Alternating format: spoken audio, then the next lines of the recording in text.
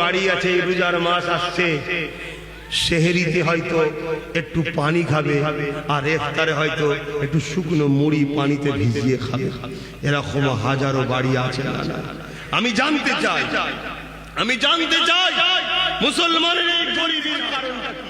এত মুসলমানদের নেতা, এত মুসলমানদের দরদি, এত মুসলমানদের রহনুমা, এত মুসলমানদের আপনজন, এত মুসলমানদের ধর্মগুরু, এত ইমাম সাহেব থাকার পরও মুসলমান এত গরিব। বোঝেন না? এখন আপনি উত্তর দেবেন আল্লাহ করেছে, কি করব? আল্লাহর উপরে দোষ দেবেন না, ইমানের ক্ষতি হবে। আল্লাহ কারো তকদির ফাটা করে পাঠায় না, সবাইকে তকদির ওয়ালা করে পাঠায়, সবাইকে আল্লাহ তকদির ওয়ালা করে পাঠায়। আমরা আমাদের কর্মে তকদির একটাই, আমরা মুহাম্মদ রাসূলের নেতৃত্ব ছেড়ে দিয়েছি, অন্য কিছু না। যদি বলেন কেমন? নবী বলেছে কুরাইশের নেতৃত্ব মানো, আর আমরা নেতৃত্ব মানছি কাদের? চোর, ছেঁচড়া, বিহায়া, মাতাল চরিত্রের আলকাটা দোরঠালা, তাদের নেতৃত্ব মানছি। তাহলে আমাদের কপাল ফাটবে না? মুসলমান এত অশিক্ষিত কেন? মুহাম্মদ রাসূলের নেতৃত্ব ছেড়ে দিয়েছে তাই। নবী বলেছে কুরাইশের নেতৃত্ব মানো। এই কুরাইশের নেতৃত্ব মানা তো দূরের কথা, যারা কুরাইশকে গালি দেয় তাদের পিছনে ছুটে যায়, তাদের কপাল ফাটবে না?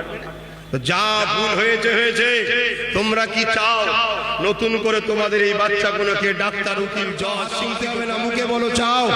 তোমরা কি চাও দুবেলা ইজ্জতের খানা খেতে? তোমরা কি চাও ইজ্জতের সঙ্গে বাঁচতে?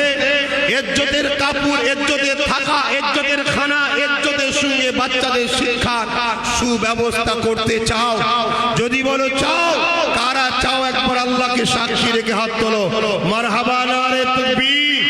যদি চাও হাত নামাও, তাহলে সিস্টেমে যেতে হবে। কি? কুরাইশের নেতৃত্ব মানতে হবে। আমি কুরাইশ বংশের ছেলে, আপনাদের যদি লিডারশিপ দিই, আপনাদের নেতৃত্ব দিই, আপনাদের বাচ্চাদের, আপনাদের বাড়িগুলোর দায়িত্ব যদি আমি নিই, আপনাদের দেখাশোনার যদি ব্যবস্থা আমি করি, আপনারা আমার নেতৃত্ব মেনে আপনারা আপনাদের দায়িত্ব আমার হাতে তুলে দিতে কারা রাজি আছেন? হাত তুলে দেখান। এই জবান দুটো